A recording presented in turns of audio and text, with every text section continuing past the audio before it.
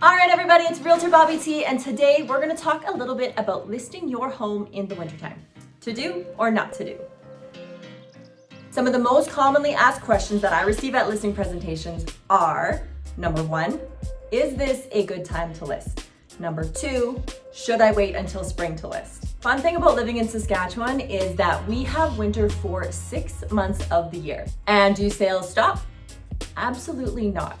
I'll let you know some of the busiest months that I've had in history would be December and March of some years. So please keep that in mind. Now we're gonna take a couple minutes here and go over some of the advantages to having a winter listing. The number one most important thing that you can remember is that sales is always about supply and demand. Anytime that a supply is low, typically that's gonna drive the demand up, also driving the sales price up. So instead of being so worried about which season we're gonna list in, the most important thing we can do is to watch for that supply.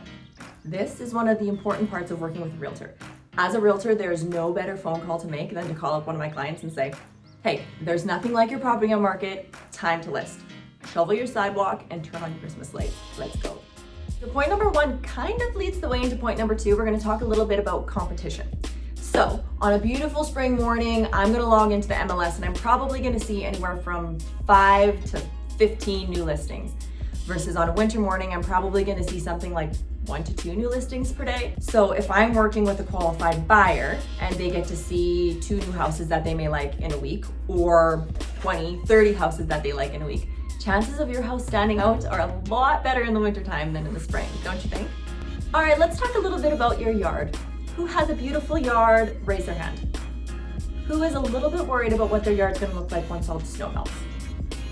Advantage, disadvantage, call it what you want, but some houses look a little bit better with a blanket of snow over top of them.